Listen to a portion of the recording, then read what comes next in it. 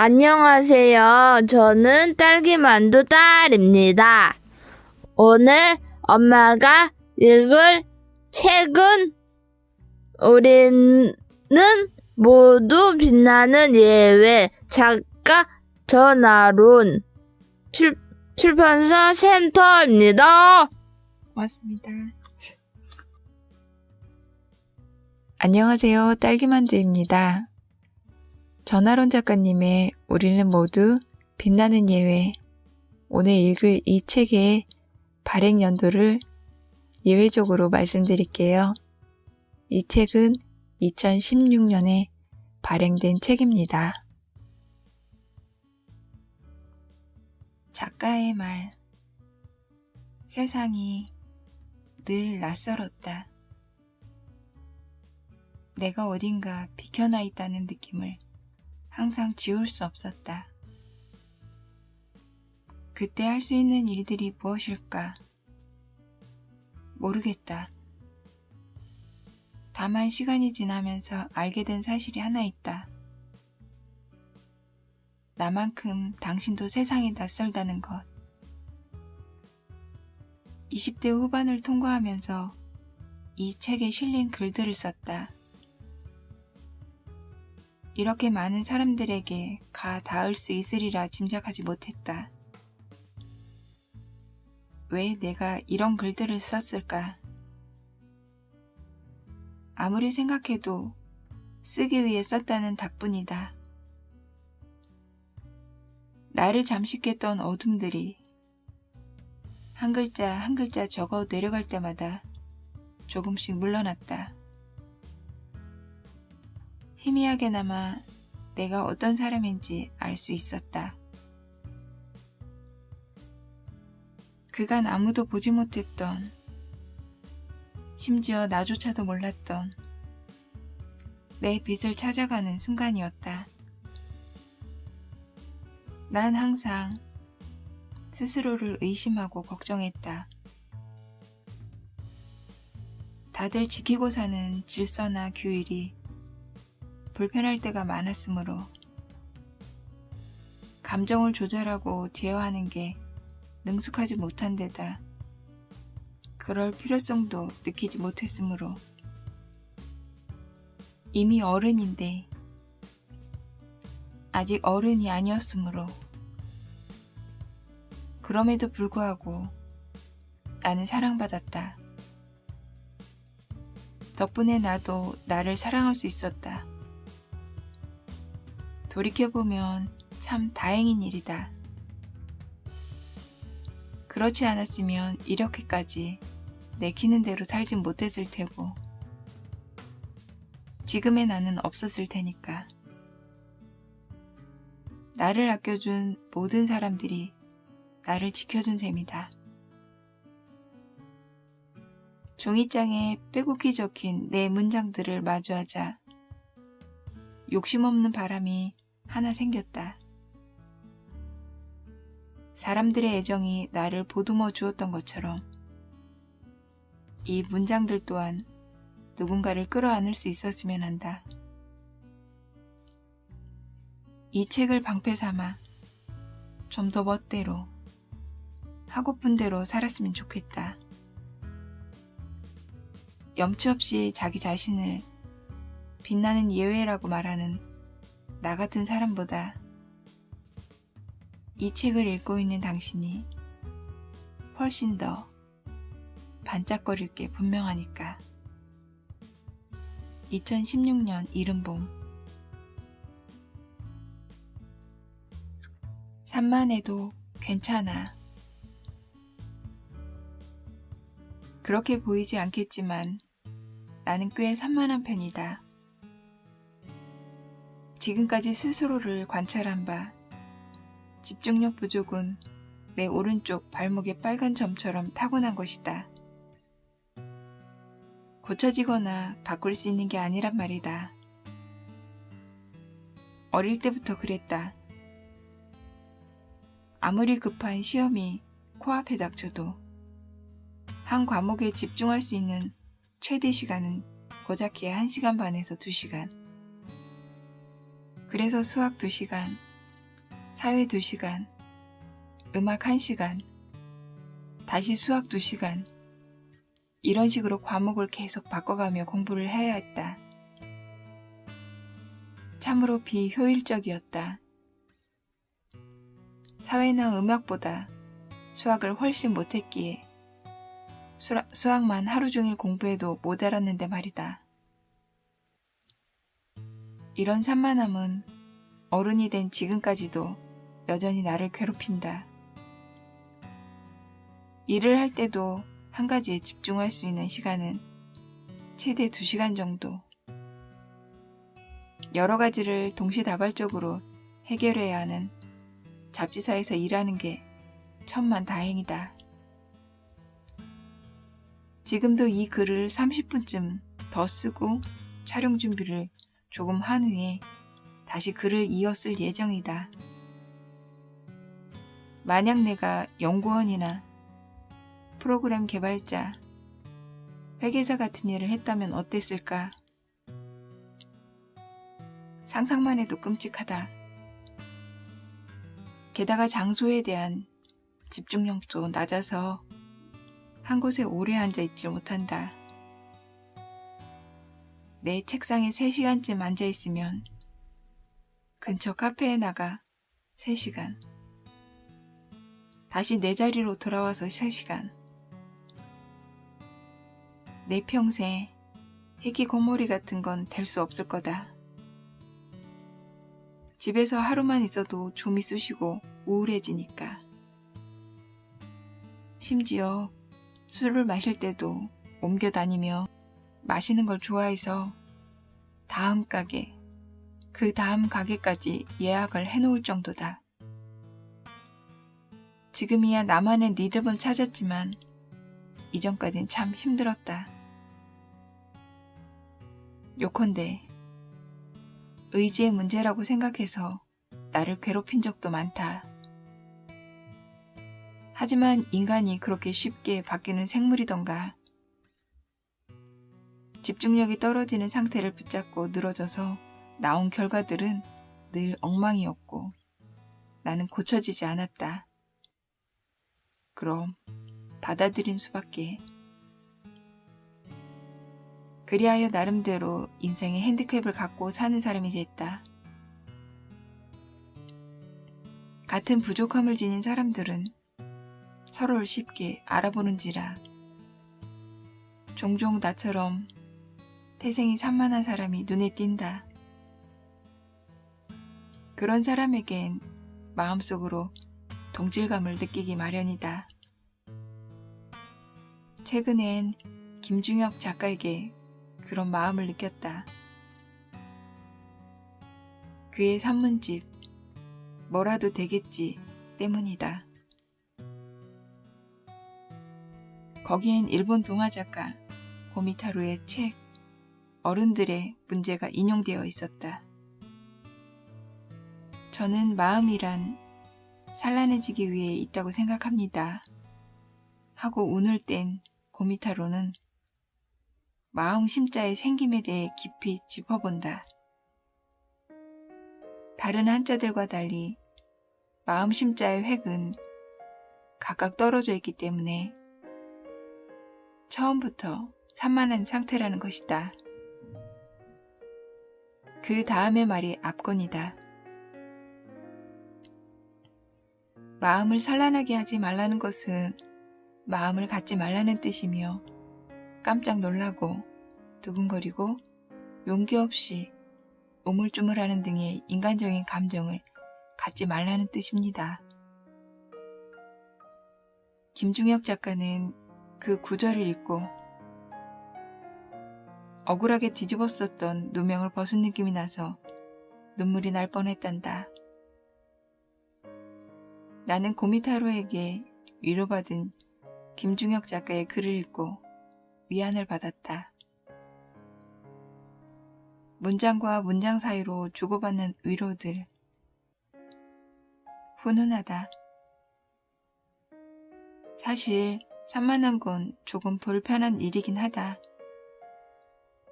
하지만 내 눈, 내 입, 내 손과 머릿속에 오래 집중하지 못하는 건 호기심 때문일지도 모른다. 덕분에 나는 빠르게 많이 다양한 것을 받아들일 수 있잖아. 물론 집중력 강한 사람들이 부럽고 뭘 하나 하려고 해도 다른 사람보다 시간이 많이 걸리는 내가 가끔 밉기도 하지만 기막힌 장점도 있다. 남들보다 긴 하루를 보낼 수 있다는 것. 신문을 읽다가 카이스트 김대식 교수의 인터뷰 기사를 보았다. 뇌과학을 전공하는 그는 이런 말을 했다. 인간이 가진 많은 착시 중에 하나가 시간의 흐름에 대한 착시다.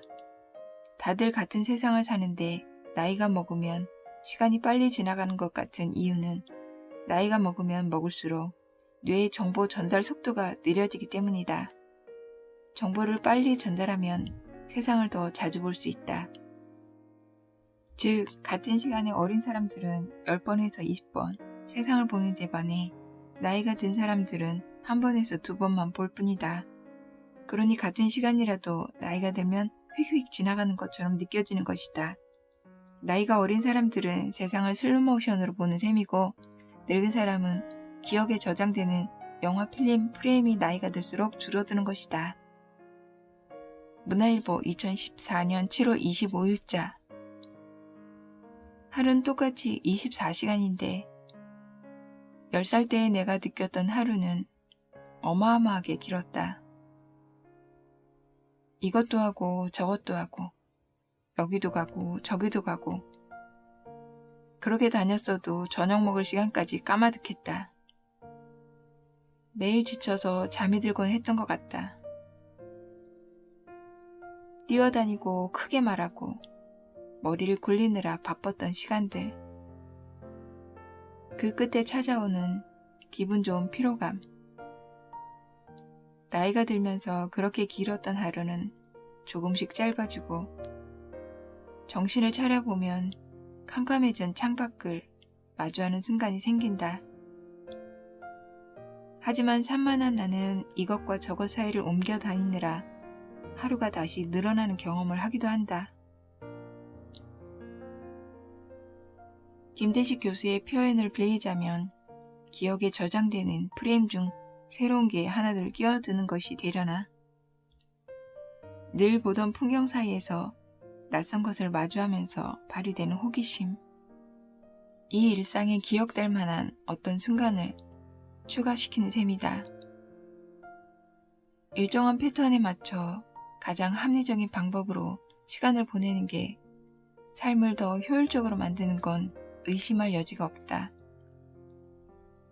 하지만 그렇게 살려면 갑자기 툭 튀어나오는 생각들, 그때에만 마주칠 수 있는 장면들, 쓸데없어 보이지만 재밌는 것들을 놓치면서 살아야 한다. 그게 더 좋은 삶이라고 말할 수 있을까? 나는 기꺼이 산만한 사람으로 사는 걸 택하겠다. 덜 효율적인 대신 더 사랑스러운 삶일 거란 믿음으로. 흰 종이 속 검고 작은 씨앗들. 10살 무렵 책을 펼쳐 얼굴 위에 덮은 채로 낮잠을 자는 날이 많았다. 그만큼 책 냄새를 좋아했다. 낡은 책들에게서 나는 독특한 냄새가 특히 좋았다. 묵은 종이와 잉크가 버무려져 풍겨오는 짙고도 싸한 향. 오래될수록 더 마음에 드는 냄새가 났기 때문에 나는 세로줄에 한문이 섞인 책들을 자꾸 끄집어 펼쳤다. 이해하지도 못하는 그 책들의 얼굴을 품고 스르르 잠이 들었다. 마치 책장 속으로 빨려 들어가는 느낌이었다.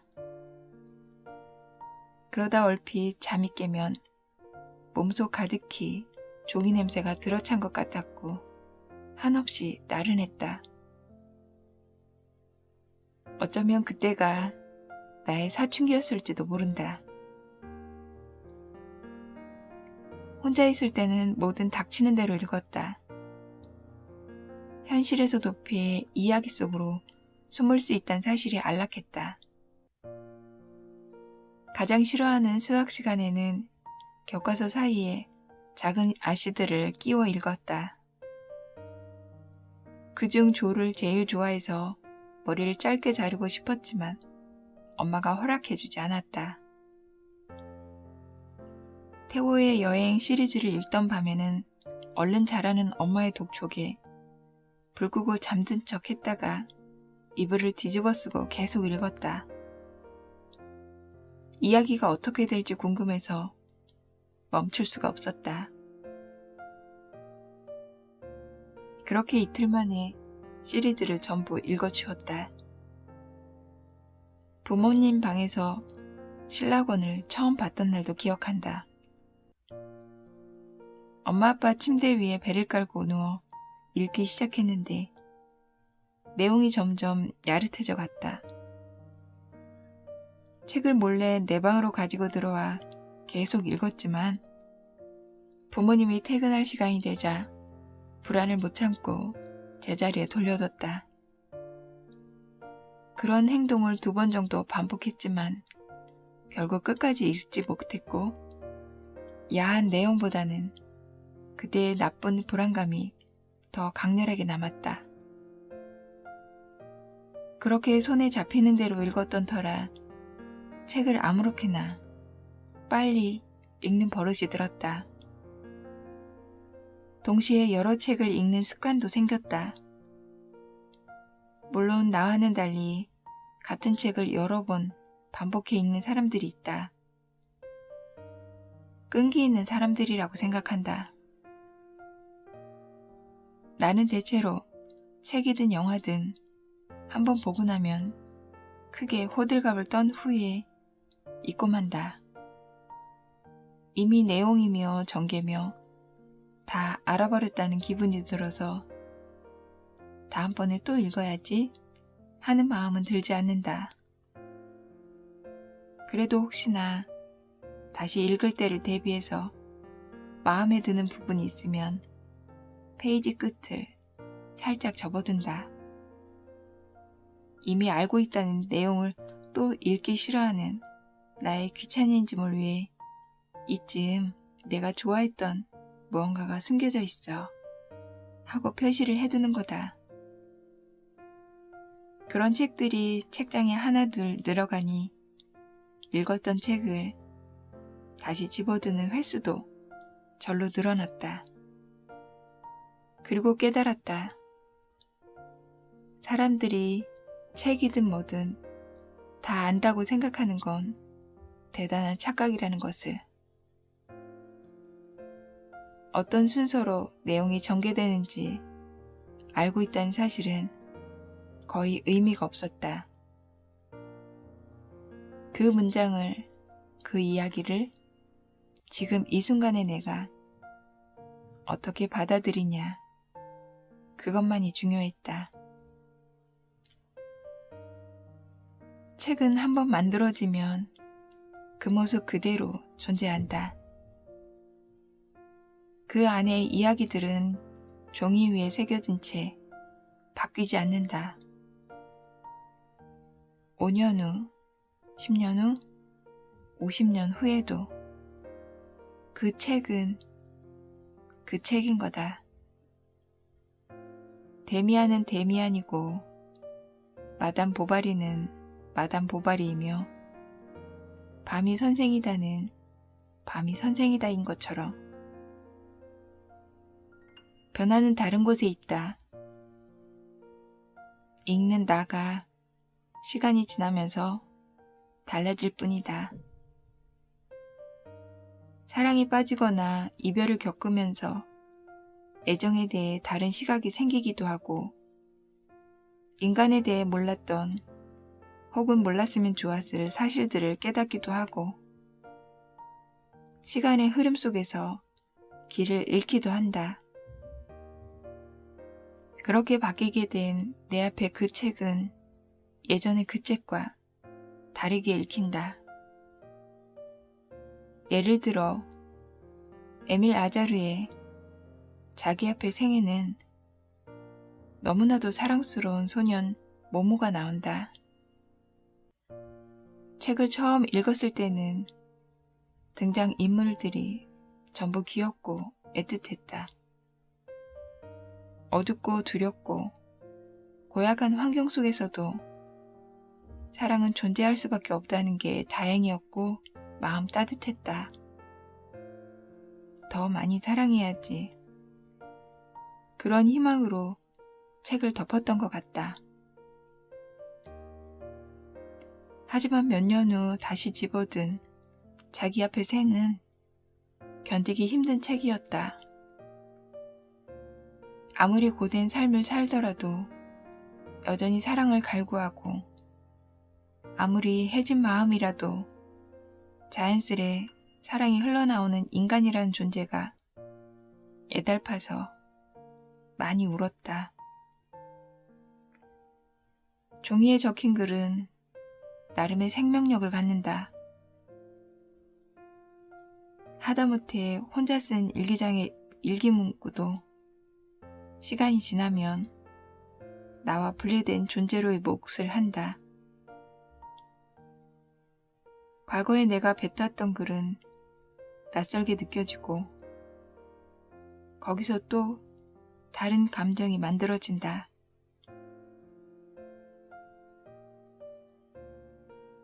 SNS에 수많은 정보와 공감을 일으키는 문장들이 있지만 그것들은 거기까지 가 닿기 전에 사라지기 일쑤다.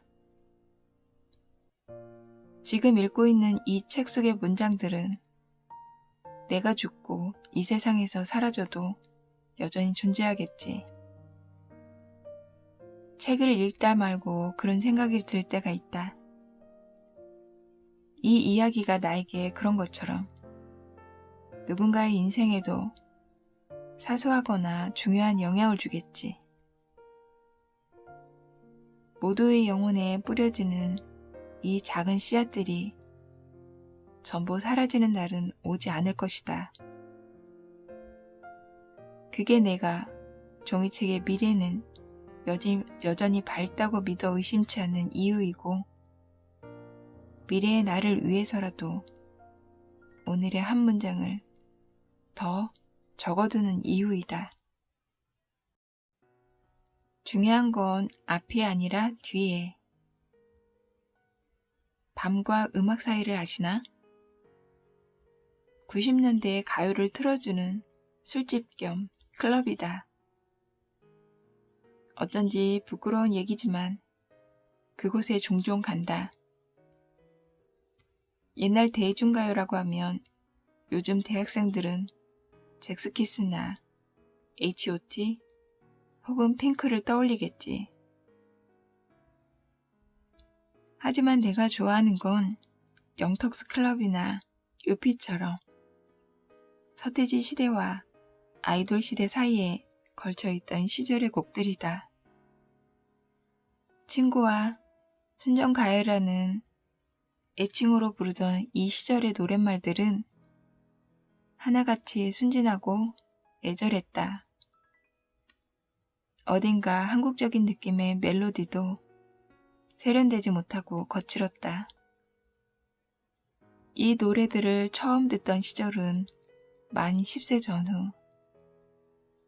처음 몸담은 학교가 국민학교에서 초등학교라는 이름으로 변신하는 것을 지켜보며 저학년에서 고학년으로 넘어가던 무렵이었다. 그 무렵에도 사랑은 아팠고 삶은 무거워서 마이마이, 카세트, 이어폰을 귀 뒤로 몰래 숨겨 끼고 널찍한 운동장을 할 일 없이 바라보곤 했다. 물론 수업 시간이었다. 산수나 자연 같은 이런 기억들을 거의 잊고 있었다. 뒤라곤 당최 돌아보지 않을 성격이라 그렇다. 기억이라는 건 창피하기 마련이라 그런지도 모른다. 심지어 6년간 입던 초등학교 교복도 어렴풋이 기억나는 수준이다. 그런데 술김에 사람들이 양계장처럼 빽빽이 들어선 밤과 음악 사이에 처음 들어섰던 날, 그 시절에 듣던 노래를 들으면서 10년도 더 된 이야기들이 술술 풀려나왔다. 기억뿐만이 아니었다. 멀리뜨기를 유난히 못했던 내가 매트 끝에서 말도 안 되는 자세로 도움닫게 하는 모습을 지켜보던 아이들의 비웃음소리, 그 섬뜩함, 교정 한가운데 있던 거대한 벚꽃나무에서 눈처럼 꽃잎이 흩날리는 것을 처음 본 순간, 그 황홀함, 먹기 싫은 음식들이 잔뜩 담긴 급식판을 앞에 두고 절대 남기지 말라고 했던 선생님들의 목소리, 그 갑갑함, 그런 감정들이 소스라치도록 선명히 느껴졌다. 지난 시간이 어디에 어떻게 숨어 있었기에 장면뿐 아니라 감정까지도 다시금 피어오르는 것일까. 고백하자면 난 과거를 간편하게 잊어버리곤 하는 면을 내 장점으로 여겼다. 뒤돌아보지 마, 패배가 있을 뿐 반짝이는 눈동자로 승리를 향해 가자는 피구왕 통키의 주제가를 초등학교 때부터 응원가로 불러왔던 세대니까. 왕년애를 운운하는 어른들의 얘기를 듣고 있으면, 혹은 술김에 그 왕년이 너댓 번도 더 반복되는 걸 듣고 있으면 참 구질구질하구나 싶었지만, 대학교에 입학하니 많은 아이들이 대학의 자유로운 시스템에 적응하지 못하고 중고등학교 시절을 그리워하며 방황했다. 돌아가고 싶은 곳이 있는 사람에게 현실이란 부서지지 않는 벽 뒤의 시간일 뿐이다. 과거란 발목을 잡는 것일 뿐인가. 그들을 보며 그런 생각을 하기도 했던 것 같다. 게다가 어떤 책을 펼쳐봐도 과거를 돌아보란 말은 없었다. 성공과 노력, 그리고 청춘 운운하는 책들은 무조건 앞만 보라고 설득했고, 썩 괜찮은 내용의 책이나 영화들은 지금 이 순간을 살라는 메시지를 자꾸 던졌다. 과거는 이미 지나갔다고. 성격과 오랜 학습 효과로 인해 과거에 전혀 집착하지 않던 나는 어느 순간 이상한 부분을 발견했다. 사람들과의 대화에서 어딘가 절룩거리게 된 것이다. 쉽게 말하자면 스스로에 대한 얘기를 하는데 능숙하지 못했다. 듣는 건 잘하는데 어째 내 얘기를 시작하면 뭔가 흐물흐물해지기 일쑤였다. 헉, 이런 부작용이 있었다니. 대화란 기본적으로 자기가 겪은 것에 기반을 두기 마련인데 그것들을 자꾸 내다버려서 입속이 텅텅 빈 것이다. 그래도 20대 초반엔 잘 듣기 스킬의 1인자로서 사람들과의 대화에 쉽게 참여할 수 있었다. 누구라도 자기 얘기를 늘어놓기에 여념이 없던 시절이었기 때문에 정확한 질문과 적당한 호응이면 되었다. 하지만 그저 그런 피상적 관계들이 하나둘씩 정리되어가는 20대 중반을 지나면서 대화를 위해서는 내 얘기를 하는 것이 꼭 필요했다. 한 방향의 의사소통은 상대를 지치게 만들거니와 오해를 불러일으키기도 쉽기 때문이다. 그 시절의 사람들은 곧잘 서운함을 내비쳤고 너를 잘 모르겠다는 말을 여러 변형된 어법으로 자주 전했다. 나조차도 나를 모르겠는 기분이었다. 무던히도 연습해서 이제야 최근 있었던 일과 그에 대한 감상을 말하는 수준까지 왔다. 내가 지켜본 바로 이 다음은 감상에 대한 평가인데 이 수준으로 올바르게 올라가기 위해선 꽤 내공이 필요하다. 이 얘긴 나중에 하기로 하고 본론으로 돌아와서 지금까지의 나는 다른 사람들과의 대화를 위해 과거를 회상하는 수준이었다. 그런데 얼마 전에 아주 직접적으로 죽음을 목격했다. 태어날 때부터 날 키워주신 할머니가 돌아가신 것이다. 이에 대해 두 문장만 더 쓰면 울고 말 테니 보편적으로 죽음을 목격한 것에 대해서만 얘기해 보겠다. 죽음이란 정말 너무나도 끔찍할 정도로 허무하고 간단했다. 아무리 안간힘을 쓰고 살아온 삶이라도 구구절절한 삶일지라도 말이다. 아, 이럴 수가.